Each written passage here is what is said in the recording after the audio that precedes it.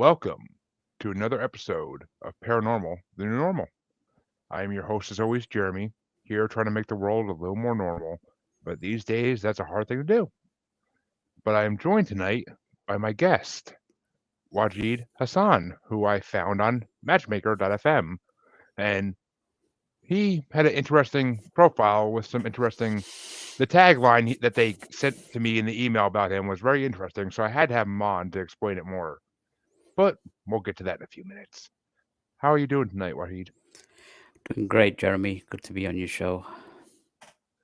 Glad to have you. So, the first question I always ask everybody on this show is what got you into the paranormal slash supernatural? Like, what led you down that road?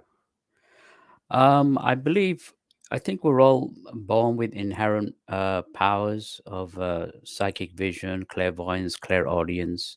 I believe that I'm a firm believer of reincarnation. I believe that some of these attributes are brought with us from previous lives. Some of us work hard in previous lives in order to gain those experiences. I had a number of mystical, paranormal experiences growing up, and then later on, you know, following my own yogi master, an Englishman by the name of Dr. George King. And so I think it wasn't a case of me getting into the paranormal. I think the paranormal was already there, and I just kind of adjusted myself into it. Makes sense. Makes sense. Well, and that's actually kind of a good segue into my second question. Always tell us about some experiences you've had with paranormal or supernatural entities of any kind. Well, I wrote a few of my experiences in the book I published in August of 2020 called The Struggle for World Sanity.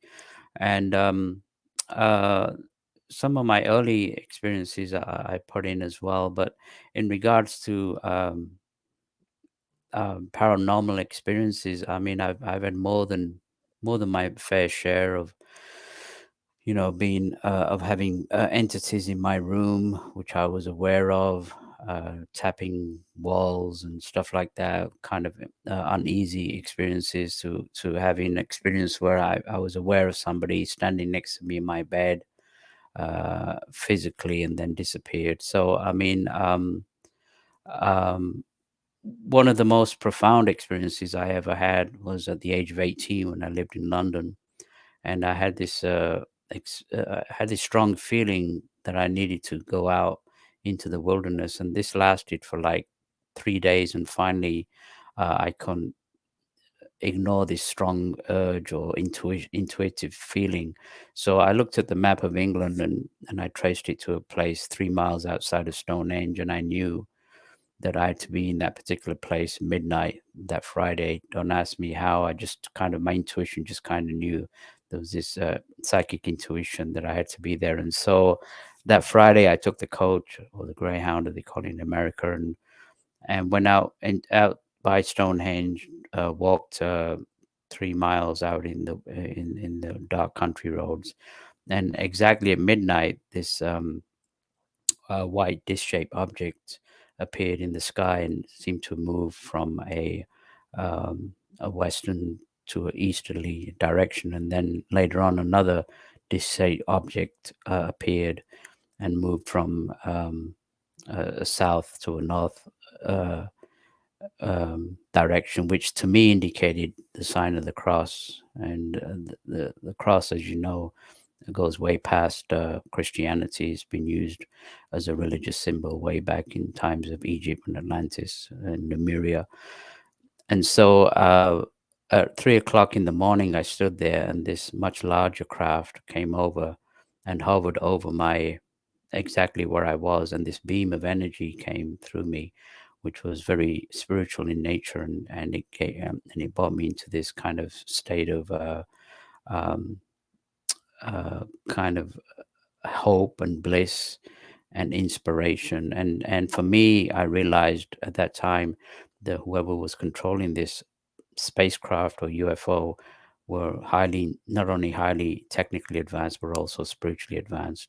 And then from there, I guess that's where my journey took me to follow the teachings of my yogi master. And I kept it quiet, Jeremy, for many many years. This was very something very spiritual to me, and of course I didn't want to reveal it to anybody because they'd probably think I was a kook.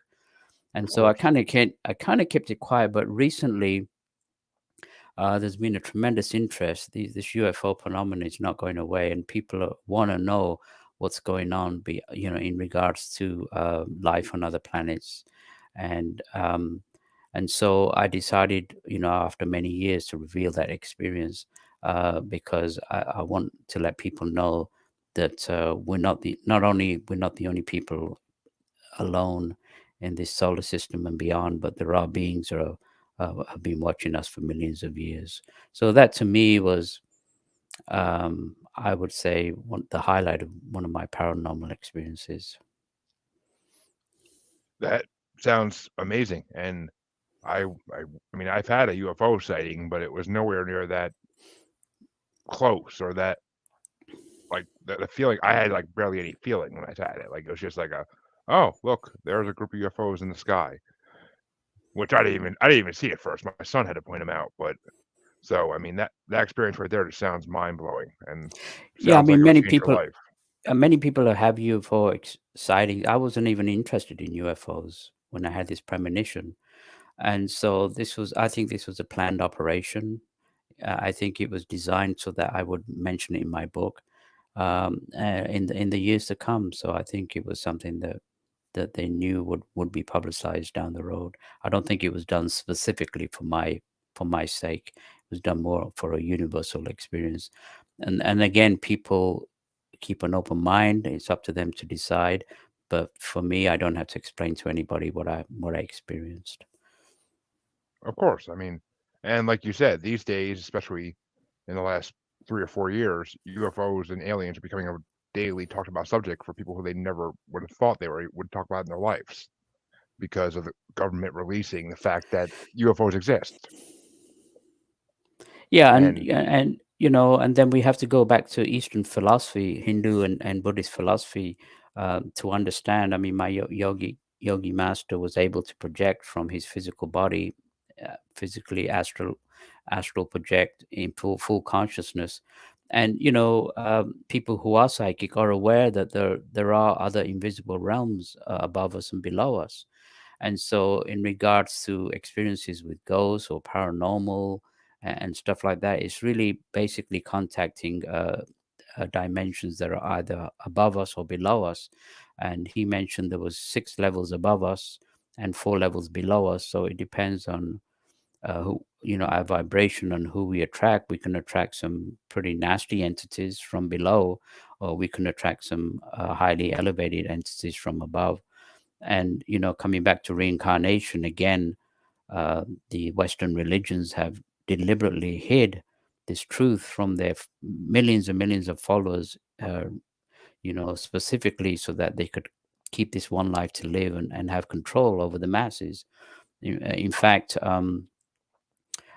some Christian scholars recently did their own research and found out that reincarnation was actually taught up to 700 years ago in the Christian religion. And that meeting that they had in Constantinople, they took that teaching out deliberately so that they could control the masses. So that truth of reincarnation, and different levels of experience of vibration where we go to and come back, those truths have to be told these days for very specific reasons.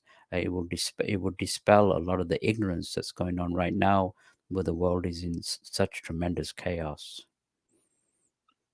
yes, I agree. And I have been a firm believer in reincarnation for a long time now. And like reincarnation to me, there's just too much proof in this world that it exists. There's too many examples, especially out of India, even some in America, where like you can't deny that this is reincarnation because young children know things they shouldn't know about past lives. So reincarnation has to exist to me. Like it just makes sense. Well, I think this thing in religions with the punishing God, and you have one life to live, and either you do what we tell you based on fear, or you will be doomed to eternity in hell. is, again, a big conspiracy that was put by the elders of the church, whatever church it is, Judaism, Islam, Christianity. They have this orthodox view of, well, this one life to live, and based on my own yogi master's contact with higher beings, they said that eventually this truth will be revealed, and those who have hidden this truth will be replaced, because in these days there is the sorting of the wheat from the chaff, and the truths which have been hidden or suppressed are being revealed. Um, One aspect of reincarnation, which would really help, I mean, it would, first of all, Jeremy, it would answer this so called inequality of life, why somebody's born rich or poor, a young person has cancer, another person, can play the piano at the age of 3. I mean, these are all attributes from past lives. And people would be very careful these days going to war. It would diminish war tremendously, knowing that they may be going somewhere where they may be murdering their own brother or sister or father or mother in a past life. And I think these things need to be told these days, so that things like, religious pride or racial pride or belonging to this one race or even this one gender can be totally dispelled, because we're all different genders, we're all different races, we're all different religions, which we go through each life experience in order to gain that experience of life, which the ultimate is to reach, enlightenment and high states of mystic meditation. That's what we're here for. We're not here to suffer, and all this suffering and chaos that's occurring right now on the planet is a direct result of our own ignorance and our misuse of free will. Won't you agree? Of course. I mean, I as much as I don't like to do this on the podcast, I mean, because there are people believe what they want to believe, but I am not a fan of organized religion at all, because organized religion has lied to the masses for thousands of years. I mean, dating back to the so-called stories in the Bible. I mean, the religious heads have been lying for thousands of years about things just to have control. Kings of England and other countries have changed the Bible to fit what they wanted to say.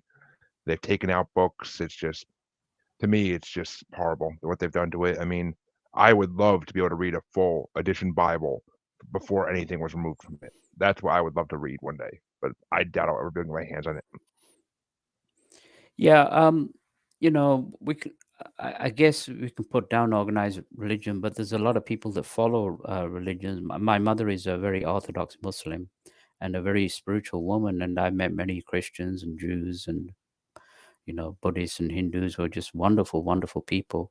So Yeah, it's not the actual religion itself or the aspects of religion. It's how, like you said, has been molded into dogma in order to control, and the control is fear, and fear is a weapon of forces of darkness that want us to keep us in the divide and conquer principle of putting us against each different religions or different races. And so we need to dispel that, and I believe that there is a great awakening that's occurring based on the age of Aquarius coming in, and the planet herself being a living, breathing entity, raising her vibration. So there is an awakening. In my book, I mentioned that our intuition is the greatest lie detector ever built. And so if we use our intuition, our discrimination, we can definitely see the false from the truth. And I think women have it more as well, because they're more psychic than men. But still, all of us have that inherent power within us, and it's up to us, either be molded by the media or the press or the generals or the politicians, or listen to the teachings of these people that created these religions. I don't think the leaders of these religions uh, were bad. I think they were fantastic.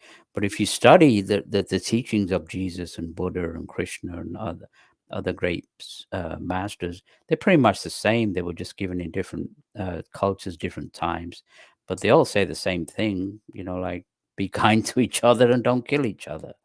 You know. You know, So those basic humanic principles that we all need to have, but I mean, yeah, it's just yeah, I agree. They all the founder like, all the people you met all the figures you mentioned who help inspire these religions, were basically they were basically all the same. I mean, I studied Eastern religion in college for a semester, and it as I'm listening to the teacher tell me all these things, I'm like, "This all sounds like church when I was a kid." But so, I mean, the basic lessons are the same. Be good to each other. I mean, that's just the way it is. Be good. I mean, but it's just but you did mention the age of Aquarius, which it's funny because I talk about that on almost every episode of my show with anybody who's into the spiritual, because I've been told by many, and I believe it because it's just the way it is. There's a awakening, a great awakening going on in this world for the last some say the last 5 years. I've had plenty say since 2012. Now, I don't know exactly what time it's been going on since, but even I feel this, like, at this point, like, that I feel like I'm starting to develop something since I started this podcast, especially, and talking to all these mediums and psychics, like, it feels like something's trying to work in my head that never worked before, and I can't master it yet. I can't even reach it yet, but I'm trying. I've been trying since I've been talking to psychics and mediums, and they've been trying to teach me how to do it, but it takes time. well, it's interesting you mentioned 2012 because that was the end of the Mayan calendar, and it was Exactly. like supposed to be the end of the world, but actually it was a new beginning. And so um, the age of Aquarius, astrologically, the emanations coming from the planets in the solar system is pushing now mankind into oneness, to understand that we are actually one race as opposed to different races. And then the ultimate goal in this oneness is service to others. I think that's the new religion now that should be taught: service to others, regardless of race, color, creed, or religion. In other words, that's what counts in these days: is being of service, either through prayer, sending out healing, either to in your community or your country or the world, but understanding that we are and have always been one race, and this division was created by us, wasn't created by anything divine, and we just need to realize this aspect of oneness. And people are awakening, people are thinking for themselves, and this psychic and mental um, bondage that's been created by forces that are very powerful and very evil to control mankind are slowly being broken. And well, it has been prophesized.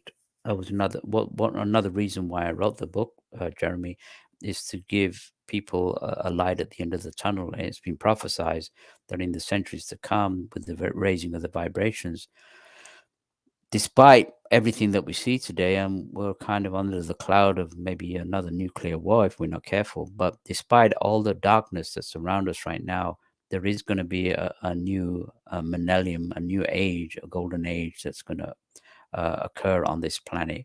And most of the uh, and people will have a choice: either they conform to this raising of vibration spiritually and spiritualize mass themselves, or they won't be allowed to live on this planet. They will actually be reincarnated on a younger, less evolved world in this solar system to go through the terrors of the history that we created here 18 million years ago. So these are things that have been foreseen by the prophets of not only old but recent prophets. And so that's something, again, an aspect of truth which most of the masses are not even aware of. Which that right there is what you were talking about when you said the world needs to know the truth in the tagline I saw, I believe, right?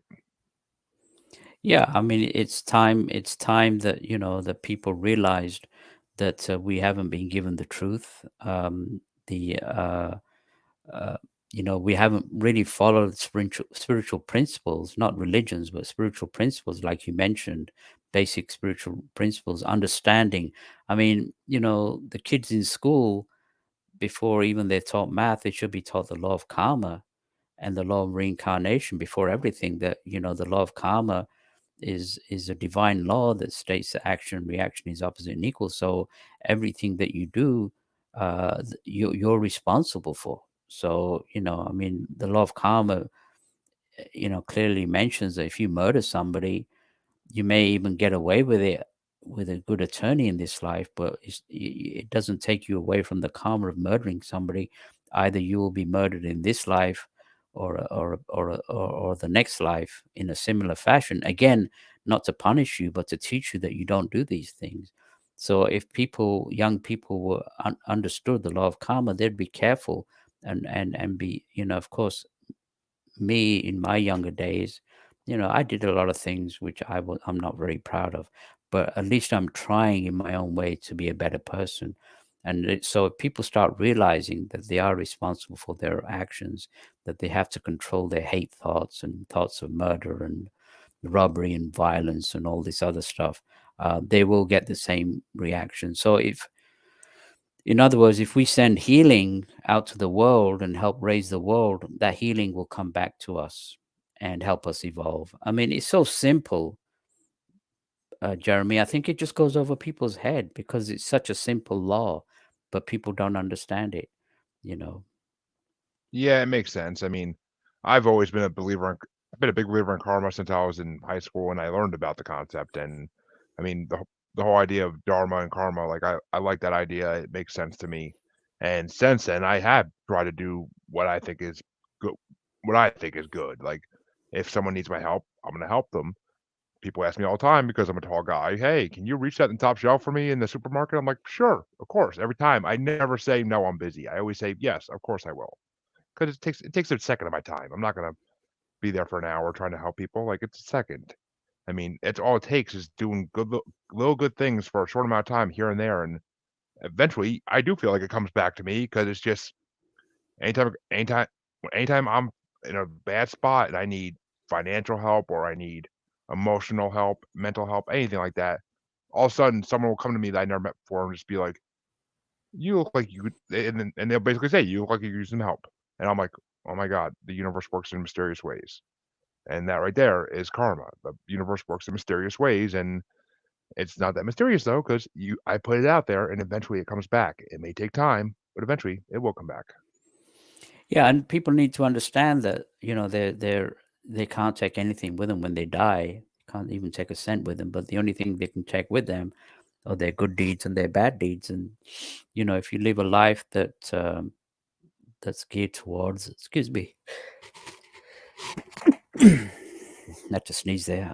If they live a life which demands, that they're nice to people and whatever, it also adds dividends for their next life. So in other words, in their next life they'll be given more opportunities to do greater good. I mean, the great teachers talked about prayer, and prayer is totally misunderstood, especially in the Orthodox religions. But prayer properly, speaking of psychic, channeling psychic energies and spiritual energies, we have, of course, you probably most listeners are aware that we have an aura, we have psychic senses, which we attract energies and send energies out. You can stand next to another person, either they have a good vibe or a bad vibe, either you're comfortable with them or you're uncomfortable. This is all to do with the energy field around us. And so, we're spiritual beings in physical bodies. And when the physical body dies, our soul or spiritual body goes with us. And so, again, another aspect of truth is that we're receivers and channelers of spiritual energy. And if we understand that, how to send this energy out, raise our hands, and we have psychic senses in the palms and the heart center, and send this out as a stream of vibrant pranic energy, which is tangible. It's just like electricity, but just on a different vibrational sequence.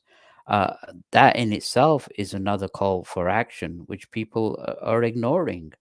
And it could solve the whole situation in regards to peace or war on this planet. I mean, my yogi master said that the only energy crisis on this planet is a spiritual energy crisis. Are you there?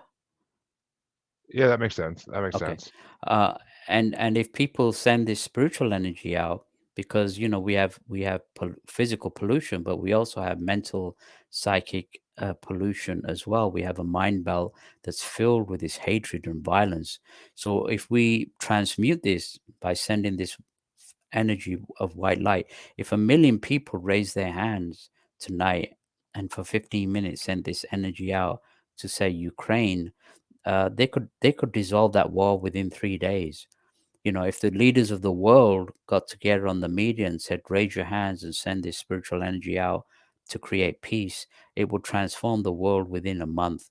But what are they doing instead? They're sending billions of more murder weapons to appease, the profit makers that control the arms, and in the end, if we use this simple principle, all that billions of dollars or currencies that are used could be used to help the poor and destitute in the same countries that are sending out all this money for more warfare. I mean, warfare and murder is against, I think, is against the principles of divine law. We're not supposed to murder anybody, either in peace or in war. I think it's a vile cosmic crime, personally.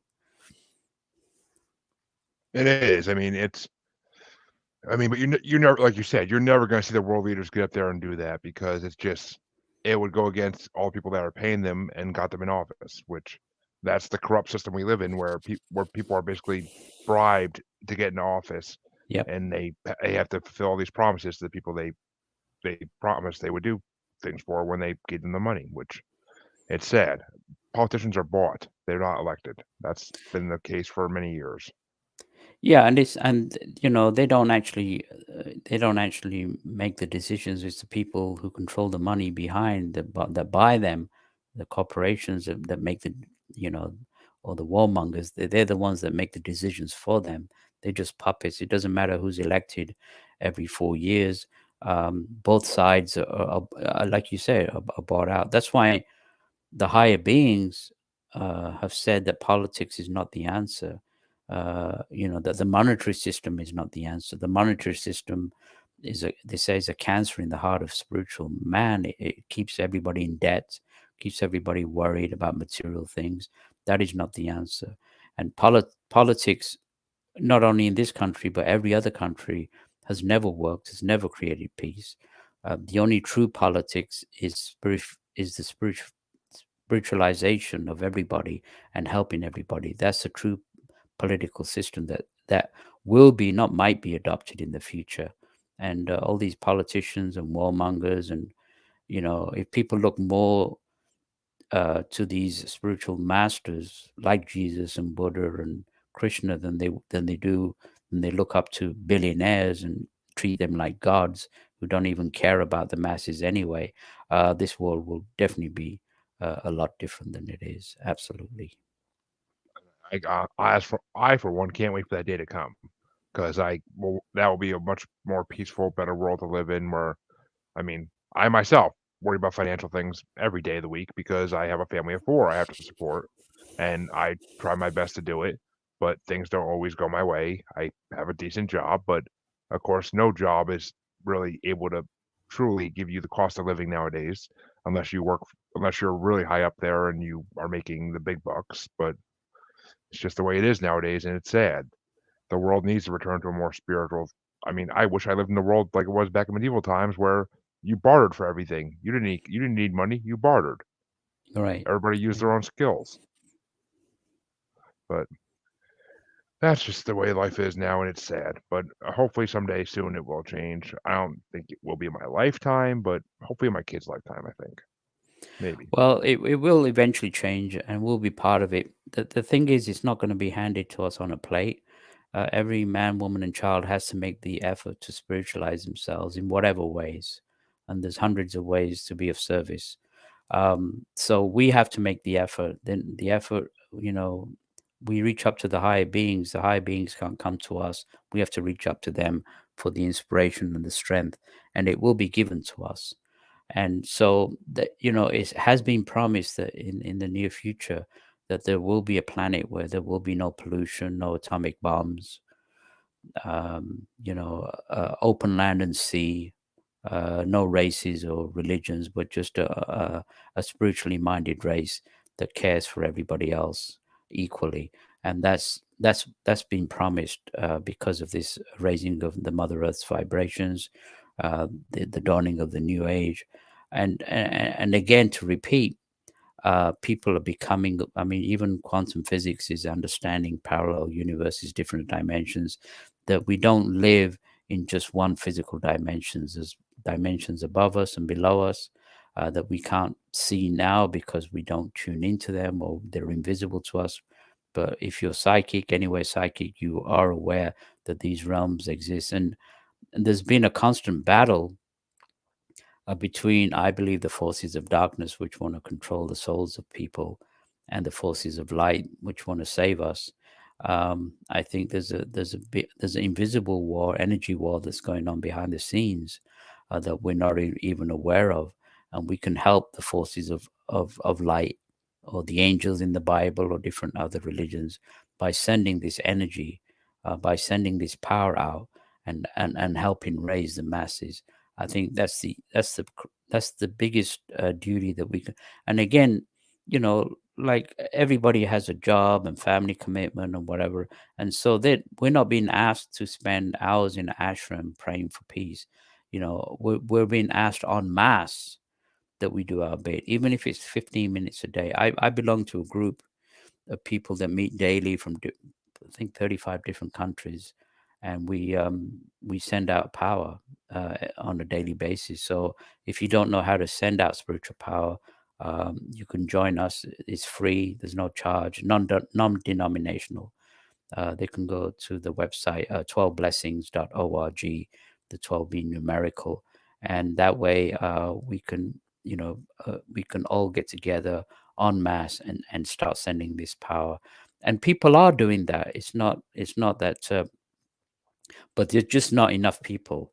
And yeah, the leaders of the religions and the governments are not going to tell the masses to rise up en masse in peace, because that's the call of action today. The new revolution will be a mental, peaceful, non-violent revolution, and that revolution is a transmutation of thought, the transmutation of the basic thoughts of hate, greed, and envy, and murder and violence that's prevailed on this planet for the last 18 million years that we've been here, and to transform that into something that actually what we were actually supposed to be, because the true history of our civilization again has not been revealed. But at one time we were extremely advanced spiritually and scientifically, and we just regressed ourselves. We just brought ourselves into a state of involution,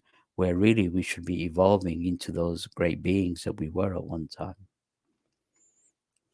Yes, and I agree with that. I mean, even like every once in a while, like this, it seems like there's been a start to this type of change to spiritualism, but it always gets stopped. Like it happened in the mid 1800s. Like even Abraham Lincoln and his wife were into it. Like the president of the United States was into seances and trying to talk to the spirits, and but then he, of course, died unfortunately, and it kind of put a stop to things. And it happened again in the early 1900s, but then of course the First World War put a stop to it because that's just the way it was. And it seems like violence always stops everything. Like that's just violence is the biggest downfall of humanity, and it's a shame.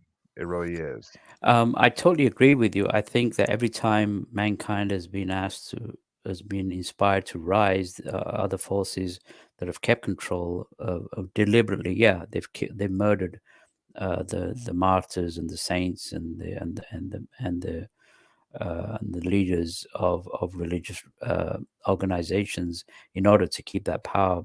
But I think now uh, a lot of that hopefully will be stopped because of this raising of vibration, and they know that their power will eventually be diminished, because the law of karma, allows, I guess. I mean, if you look at all the tyrants and dictators in the past, they've all fell. None of them have stayed in power. So the law of karma allows, I guess, certain entities to stay in power, but eventually evolution has to catch up and they all fall. And so these forces behind the scenes that live on the negative vibrations, they don't live on they don't need money or material things, but they live on the vibrational energies of basic man. These beings eventually will be transmuted, and more than likely will be sent to this other new world to start their reincarnation cycle. So it's I think you're right. It started. I think the awakening has started on planet Earth, and it's up to people like yourself and myself and other spiritually minded, not so much religiously minded, but spiritually minded people, to let people know that these are the times of great change, and let's be part of the great change. Let's be part of something that we can leave a legacy for our children or nieces and nephews, or for the younger generation, which look to us for guidance. I don't want to leave this planet, for others, for the younger generation to suffer. I think it's my moral, ethical duty as a spiritual adult to send out the power and be of service. Yeah, and I agree. I mean, I try to teach my kids all the time. I have a 5 and 8-year-old, and I try to tell them all the time, like, just be good and be nice to people, and they listen for the most part. I mean, my son gets points at school all the time for being respectful and helping others, which I praise him for it because that's what he should be doing. You should help anybody who needs help as long as it's feasibly good for you to do so. I mean, don't go if someone comes to you and says, "Oh, I need money," don't go hand them all your money because that's just not a good idea to begin with. But maybe give them a couple bucks. But I mean, if someone says, "I need your help to try to better myself, to be a better person," then help them because that won't cost you nothing. You can help people be better people just by talking to them and trying to make them see things the way they should see things. Yeah, I mean, even in this Ukraine-Russian war, a lot of the young men in Russia, they don't want to fight. Part of them realizes they don't want to be conscripts. They don't want to be part of the mass, evil madness of war. They can think for themselves, and a lot of them have left the country. They don't want to fight and murder people. They know that that aspect is wrong, and so even there's people, a lot of people in Russia that are fighting for peace. They don't want this war, and this war I think all wars have been planned years ahead. Doesn't Yeah, just happen, and it's always for the benefit of the warmongers and the profiteers, because war is a racket, and it's always designed for profit, by selling of armaments. So they don't really care about who gets murdered, so long as their profits and their stocks go up. And if people realize that, they would think very closely, first of all, about belonging to this one particular country or this particular ideology, and realize that war has never caused any lasting peace, uh, ever.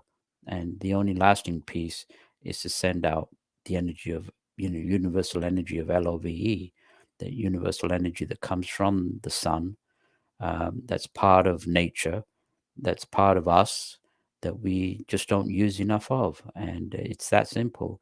And eventually people will start realizing it, especially, you know, I think in the near future, probably there will be a financial recession, that a lot of these larger corporations will go down, and then people will start thinking, when everything is upside down, well, what's the real meaning of life? And so um, that's something that the people, unfortunately, will have to realize in circumstances that won't be very popular in the years to come. But one way or another, we have to act now in order to stop any kind of crisis from occurring. And the higher beings, I believe, Jeremy, are going towards the normal person, people like you and me, and the ordinary person. I don't think I think they've approached the military and the religious leaders and the politicians and the presidents, and nobody, and they don't want to change. So they're approaching the normal person, the inspiration that they're sending, the beams of energy that I felt that night in near Stonehenge, are the same kind of energies that are being sent to normal people these days, in order to uplift them, in order to inspire them to change and bring this spiritual renaissance back onto planet Earth. So again, that's another aspect of truth that I really like, because I think, like you said, the governments of the world and the media, they don't want people to know that there are beings from other worlds who are not only scientifically evolved, but also spiritually evolved. I mean, people are questioning the Star of Bethlehem. Was it really a star, or was it a UFO that hovered over the stable? And when the Lord Buddha was born, there was five disc-shaped objects seen over the temple, and when he died, there were five disc-shaped objects seen over where he died. So people are even questioning the origins of some of these great masters. I believe they were from higher dimensions on other planets that came to teach us, and teach us the basic spiritual laws which we've ignored. I mean, people go to church and they go to mosque and they go to the synagogue and they do their prayers, and then they go out and murder and thieve and robbery. And I mean, talk about the hypocrisy of it all. Either you do one thing and stick to it, or don't do that and then conform and listen to the politicians, or the people who create tremendous amount of hate and suffering, because it just comes back. So I mean, I Yeah, can't imagine. I can't imagine the karma of somebody like Hitler or Pol Pot or Mussolini or Stalin or Genghis Khan, who did all this mass murder. I can't imagine, I guess only the karmic gods would know the kind of repercussions that people like that would have in their incarnations in the years to come. I can't even imagine. So for me as a normal individual, I just have to try to keep my side of the street clean and try to be exactly. a good person. We're all human, we all make mistakes, but at the same time, so long as we're trying and we're making an effort to make a change individually and collectively, that's what's being asked of us at this time. Yeah, it makes sense. I mean, I agree because I mean, to be a horrible person like all those people you just named, all those historical figures, which I mean, Genghis Khan, that kind of was just the era he was living in. Like he did what anybody would have done in that era if they want control. Which I mean, it's not an excuse, but I kind of can see his reasoning.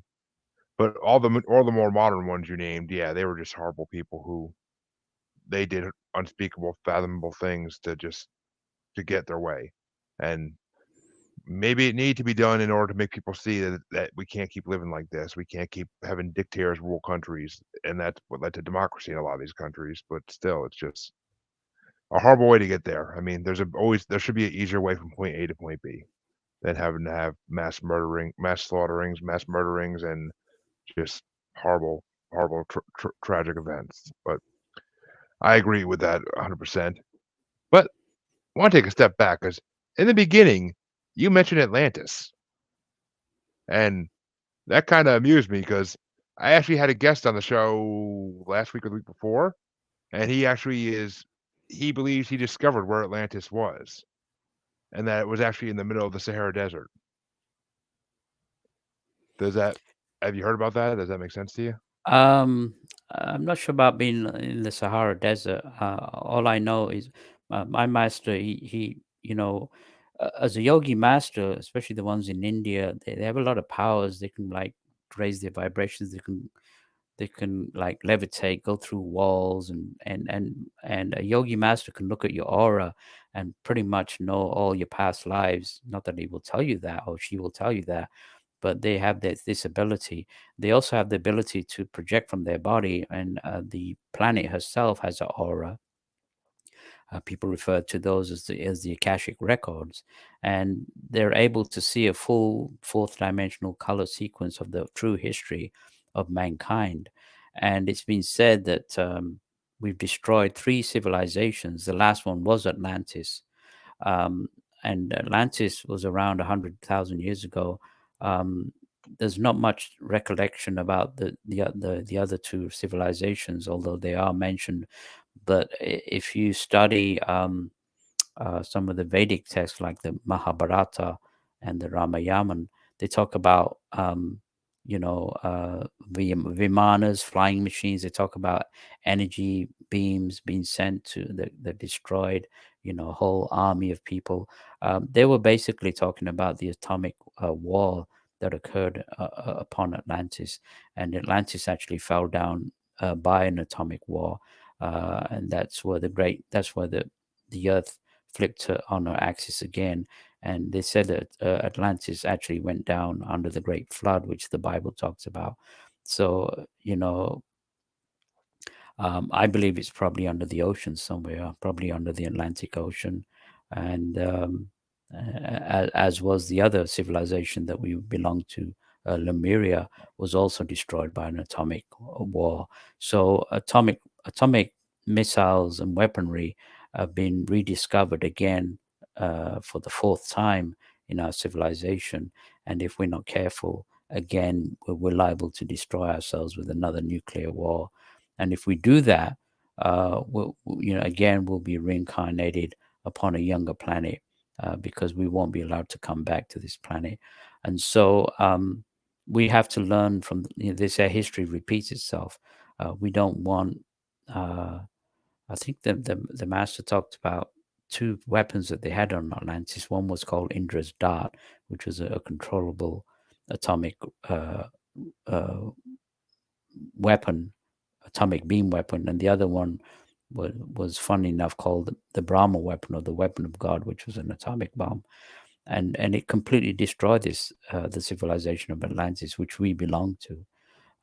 So history does repeat itself if we're not careful, and we've come back to the atomic race again, and we have to be aware that these forces of darkness want to destroy civilization again, because if they do, you know the people that die in these terrible deaths, they're able to control in these lower, they go to these lower realms, and they're able to control them and create these vast evil empires in these lower astral realms. So that's again another aspect of truth that mankind has never been talked about. So these are unfortunately horrific truths, but they're truths that we need to understand has happened in the past, and we don't want to repeat it. I agree. I mean, that's all I can really say. That is, I agree 100%. And I mean, well, from what he said, the reason, I mean, there probably was Atlantean. He believed that there was Atlantean cities like on the oceans, like basically on the coast. And but he believed the capital was, I forget the name of the country he said, but it's a country in Africa, and it's a desert now. But it's been recorded that thousands and thousands of years ago it was a lush green jungle, basically like the not like the not the Amazon, but like the Congo kind of. And that's he believed that's where the capital city of Atlantis was, where the head the king of Atlantis would be. And he believed that they had territories or colonies throughout the Europe, outside of Europe and Asia, and maybe even Well, America.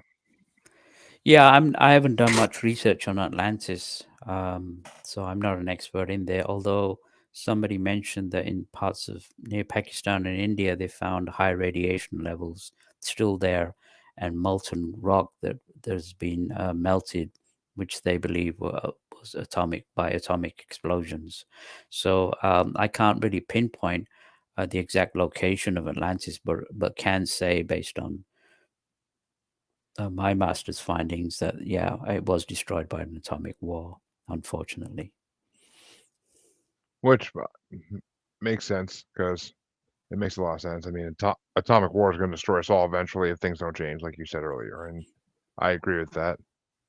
And actually, you're not the first person I had on here either that said that there was multiple dimensions up and below us and above us. Like there are, I truly believe that the last person I had on here, he actually wrote a book about lucid dreaming and astral projection, and he visited different dimensions while lucid dreaming and projecting himself. And He said some of the creatures you meet in these dimensions are nice, and they seem friendly. You can't understand anything they're saying or trying to tell you, but they're friendly and you get a good vibe from them.